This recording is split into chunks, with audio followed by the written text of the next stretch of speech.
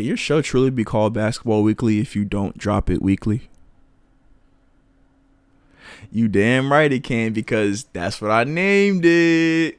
But listen, man, welcome back. Another Basketball Weekly. We are back in the building, man. Hope everybody's having a great day, great afternoon, wonderful evening, whatever time of day you're watching. I hope you are catching it in good spirits, in good graces. You know what I'm saying? Listen, we got some basketball to talk about.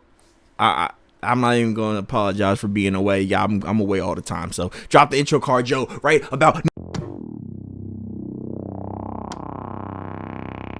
All right, so listen, y'all, what's going on, man? Welcome back to another Basketball Weekly. If you don't know, this is a series where we just sit down and we talk basketball for about 20, 25, 30 minutes, depending on how I'm feeling on the week. All right, so let's, without further ado, leave a like, leave a comment, subscribe. Listen, we've been getting a lot of new viewers here lately. So, you know what I'm saying? If you guys are clicking on these videos and you guys like what you see, make sure you hit that subscribe button. We got more content coming along the way. I got a video surrounding a superstar power forward coming very, very soon that you don't want to miss. You know what I'm saying? So let's go ahead and let's jump on into it. All right. So first things first, we're going to talk about the good old Utah Jazz. So a couple weeks ago, I dropped a video surrounding the whole 4 seed controversy that was going on out in the Western Conference. So at the time that I recorded that video, the Mavericks, the Nuggets, and the Jazz were all jockeying for position for that fourth spot. You know what I'm saying? So, and in that video, I basically was establishing, you know what I'm saying, what I feel like each team's chances were of getting that spot and how I feel like it would be able to help their, you know what I'm saying, playoff positioning. If you haven't watched it, go ahead and check that out. You know what I'm saying? But in that video, I was explaining how I felt like it was only a matter of time before the Dallas Mavericks ended up passing the Utah Jazz, because at the time the Jazz were really struggling. Like they were having times where Rudy and Donovan, they were coming off injuries. You know what I'm saying? Their lineups were kind of fluctuating, and the thing is that even when they had both guys on the floor at the same time, they weren't winning games. You know what I'm saying? They had a really big skid. I want to say they lost.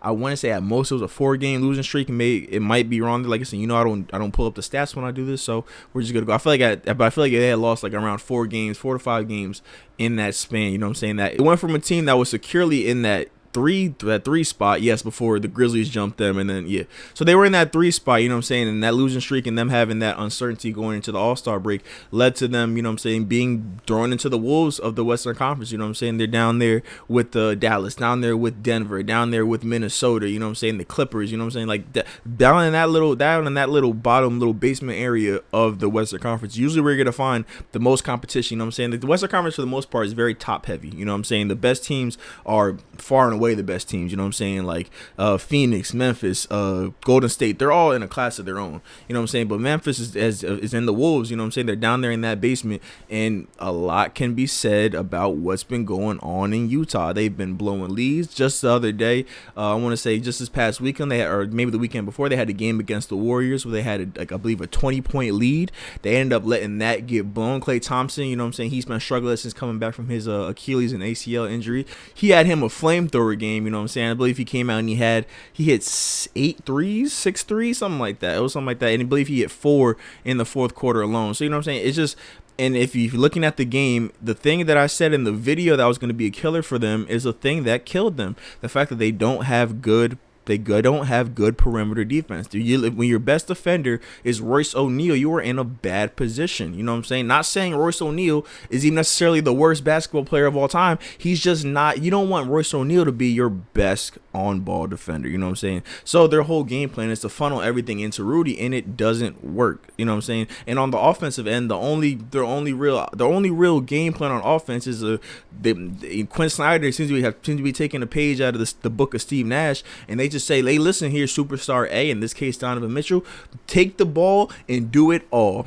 You know what I'm saying? We got Mike Conley out there. We got Boy out there. Listen, we got some shooters out there for you. We got a man for you to rebound for you. You even got to pass him the ball. You know what I'm saying? I saw a stat where it said that Donovan only passed the ball to Rudy like 2 times a game, which I feel like is insane.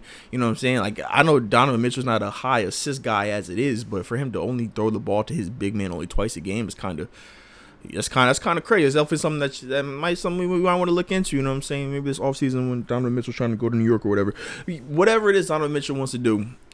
it's just bad right now in Utah. They're in a very tough situation where they're not really sure what the game plan is. They're in limbo essentially. You know what I'm saying? They're in a higher class limbo because earlier in the season I was talking about how the Pacers were kind of like in limbo where they're a playoff team, but they don't have any real ceiling when it comes to what they're gonna do in the playoffs. So they just kind of they make the playoffs, they're there every year, then they lose, and you're just like, all right, rinse, repeat. We're gonna do the same thing next year. You could tell now there's getting to a point where the Utah Jazz are tired of it. You know what I'm saying? There's been times this season where Rudy Gobert's come out and say, you know what I'm saying, the things that are separating us from the upper echelon teams are defense. We don't play defense. We can't defend for ish. We don't play defense at all. And Rudy Gobert's basically just saying, hey, y'all need to stop looking at me for the reason as to why we get killed, because just because I'm defensive player of the year does not mean that I'm defense. I'm not defense for the entire team. I am defense for the paint. I am one man. You know what I'm saying? So Rudy Gobert is basically saying, listen, we're not gonna be Phoenix. We're not gonna be Golden State because our guys don't have that, you know what I'm saying? They don't have that passion. They don't have that what's the word? It's a perfect word. They don't have the I cannot think of this word, but they don't have that, you know what I'm saying, that it factor when it comes to defense. You know what I'm saying? They don't have that pride, and there it is. They don't have the pride on the defensive end of the floor. And on the other end, Donovan is kind of just like saying the same thing. Like, hey, it's the same thing every single time. Like he sees it. Hey, it's me down the stretch. I need to get the ball. If I don't take us home, we're not going home. You know what I'm saying? So, hey, it just takes you to a point where what does Utah do at the end of the season? At this point, I feel like it's just guaranteed they're going to be a first round out. You know what I'm saying? They're either going to face the Warriors at the 3 seed, or maybe they'll face Dallas at the 3 seed. If Dallas climbs up past the Warriors, it seems like they're going to be facing either the Warriors or Dallas. Both teams are projected to beat them handily, I might add. You know what I'm saying? Even though the Warriors don't even have Steph Curry right now, I would still feel like they're highly favored in that series to beat them. And it just takes you to a point where it's like, all right, now what is our real mission here in Utah?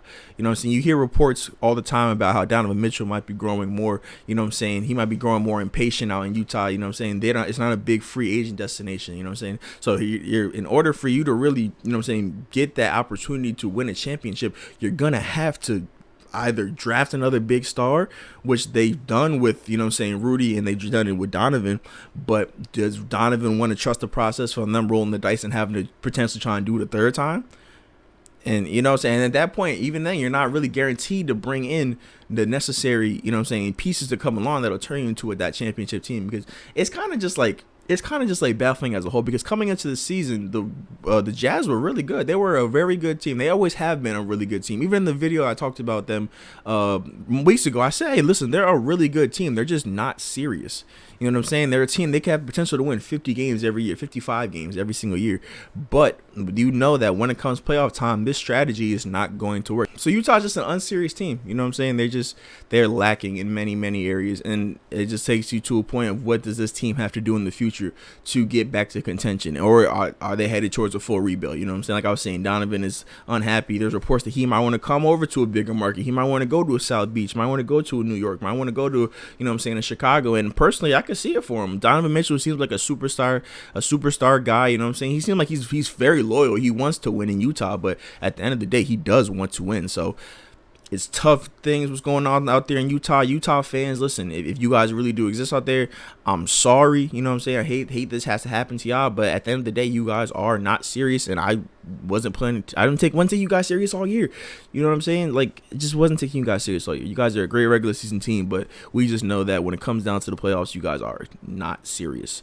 And you know what I'm saying? That leaves you guys with a whole lot of question marks coming into the offseason after you guys get this quick first round exit. But listen, maybe we're all wrong. Maybe the Jazz go on a Western Conference Finals run and shock the world. Who knows? But I don't see it. It's not gonna fucking happen. No, it's not. So let's talk about, for the last time this season, the 2022 Los Angeles Lakers. Man, what is there to say that has not already been said about this team? I think that one of the things that I realized this season more than anything was just like the type of circus that the Lakers organization really is all about. You know what I'm saying? Like, as a kid, I was a Lakers fan growing up. I've said that plenty of times on this channel. And the thing that's kind of been a realization to me is that were the Lakers my favorite team solely because of Kobe, or they're my favorite team because they were the team that was broadcasted the most nationally. Because growing up, I did watch a whole bunch of SportsCenter. I watched a whole bunch of SportsCenter. So the narrative on SportsCenter is a lot of Lakers, a lot of Knicks, a lot of Celtics, a lot of Bulls. You know what I'm saying? Like a lot of big market stuff.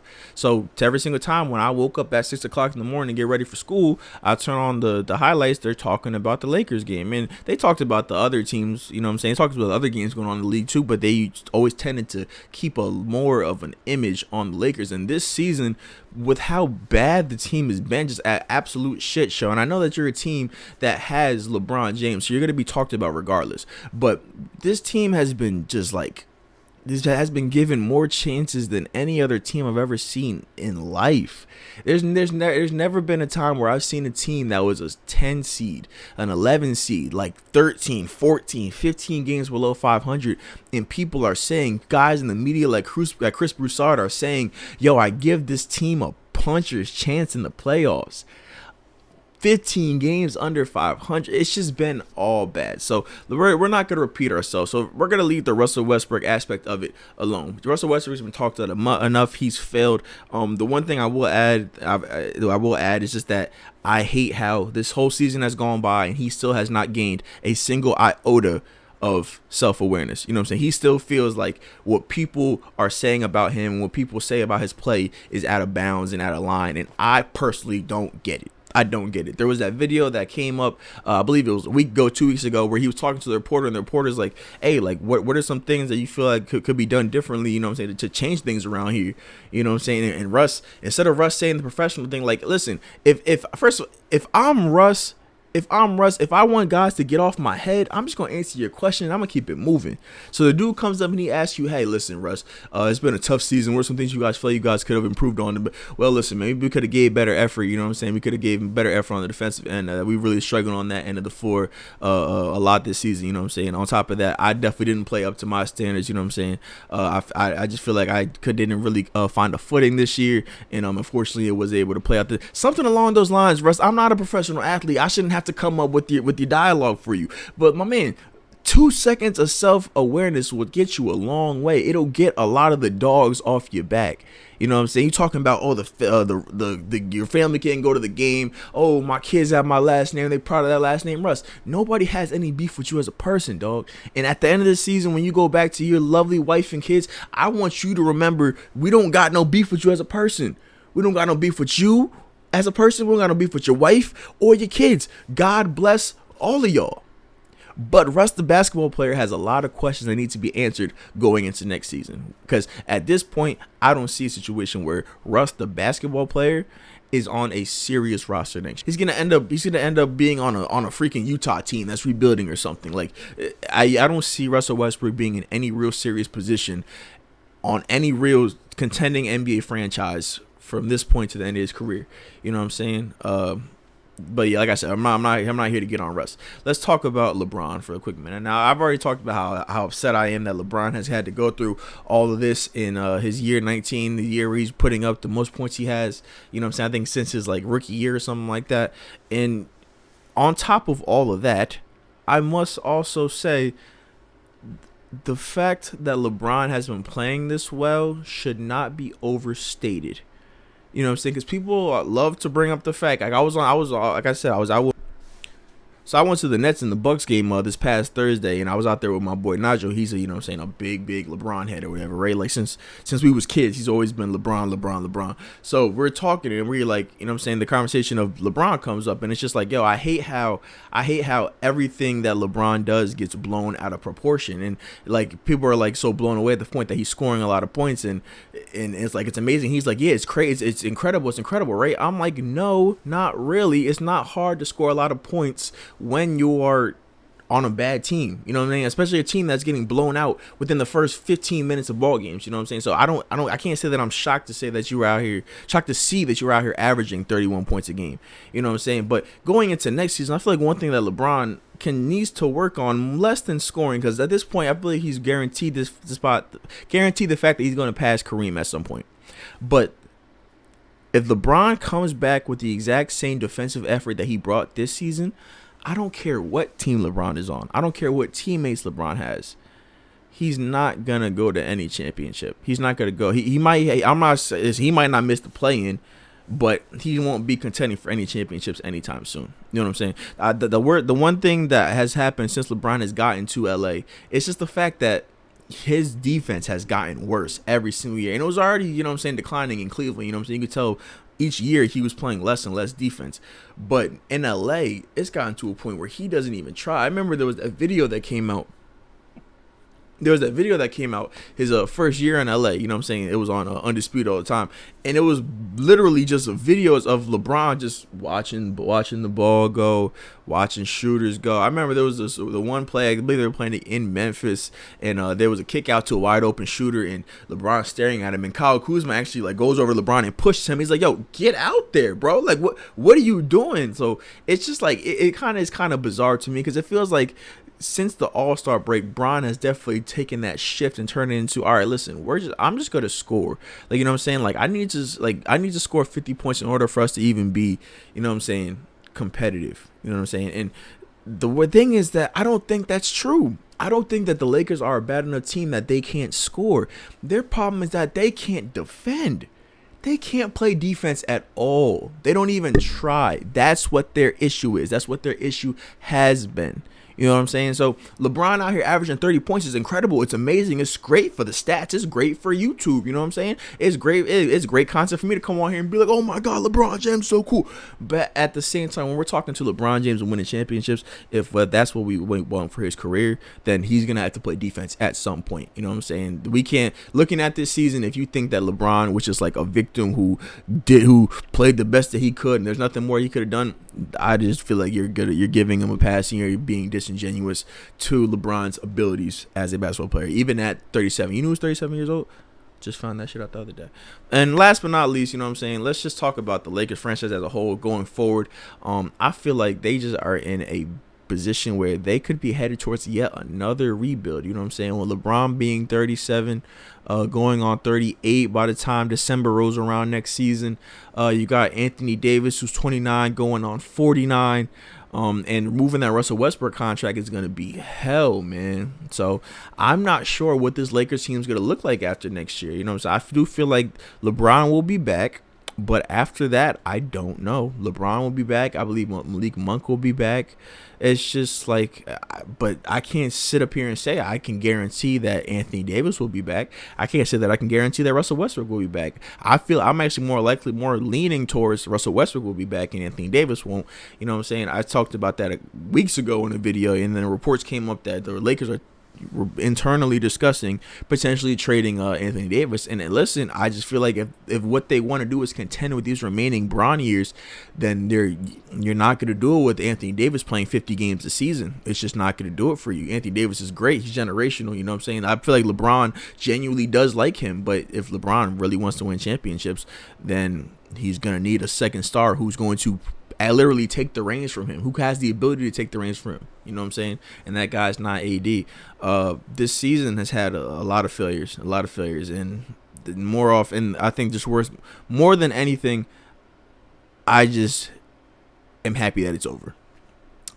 This team doesn't deserve any more TV time. You know what I'm saying? From just the lack of effort, from the I saw a post today that said, at the very least, we can give the Lakers credit for not quitting.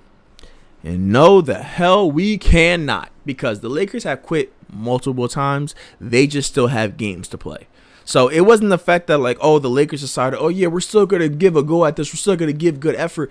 Nah, bro. They still had to play their obligated games for the season. That's why they're like doing like an amazing tank job. If we're being that air ball LeBron threw up against the Pelicans, that was strategic, bro. He did that on purpose. He said, bro, listen, I pumped. Larry Nance is gone. I pumped. Herb Jones is gone. I'm really wide open. I can hit this shot in my sleep. But do I want to go to a play-in and get embarrassed on national television again with this team? No. Short. Come on, man. I'm just happy this Lakers team's got to be off TV. You know what I'm saying? But listen, I don't got to talk about the Lakers no more. I'm done. After this last video I got coming out, I don't got to talk about these boys until the offseason, so I'm super excited for that. Let's talk about the play-in. I feel like I start every segment like that. Hey, let's talk about the blank. But listen, let's talk about the play-in, man. So the play-in is definitely gonna be exciting this year. You know what I'm saying? We definitely got some new faces showing up in the play-in, and I definitely feel like the addition of the play-in since the bubble season has been a success. I could say that it's been a success. You know what I'm saying? It's made things more interesting. It's made the end of the season have more excitement. You know what I'm saying? By this point of the season, in years ago, you know what I'm saying, we would be playing for literally nothing. There'd be no reason to watch the games, you know what I'm saying? You really wouldn't care about anything besides if you're watching your favorite team and you're trying to get good playoff seeding. But besides that, you're not gonna watch any especially not gonna watch any of the teams from the 9 seed or below, because they're not in the playoffs. You don't care about them. But the play-in this year is gonna be great. You know what I'm saying? There's a potential that we're gonna have Karl Anthony Towns in there, we're gonna have Paul George in the play-in, we're gonna have Kevin Durant and Kyrie in the play-in. Trae Young's going to be in the play-in, you know what I'm saying? DeJounte and the Spurs are in the play-in, you know what I'm saying? And what we believe, I think, is Pop's last season. Was that come out, or am I getting him mixed up with Coach K? Anything. Anyway, but yeah, listen, the play-in is going to be exciting this year. So let's go ahead and we're going to look at these play-in matches, potentially as where they stand, because I feel like both conferences have locked in the teams that are going to be in the play-in. They're just kind of switching up the matchups. So let's talk about the Eastern Conference first. So the 4 teams we have out there in the play-in right now are the Cleveland Cavaliers, the Charlotte Hornets, the Atlanta Hawks, and the Brooklyn Nets. So out of those 4 teams, you know what I'm saying, it's really anybody's guess who ends up getting out of it. You know what I'm saying? I know that it's easy to say, yes, the Brooklyn Nets have Kevin Durant, so it's easy to be like, oh, you know, they definitely got to come through. But at any other time, listen, the Hornets are a team they can be the best team on the floor on any given night. You know what I'm saying? I feel like it shouldn't be expected to just roll out and that the Nets are going to win that game. They just lost to the Hornets a couple weeks ago. You know what I'm saying? So, and then just recently the Nets also lost to the Hawks, who currently hold that 8th spot. And Trae Young is a guy who can win a game by himself. You know, he's a guy who can win a series by himself. We've seen him do it before. So you look at Trae Young, you look at LaMelo Ball, you look at the Cleveland Cavaliers, which is a team that was just when they were healthy, they were a 4 seed, a top seed in the conference.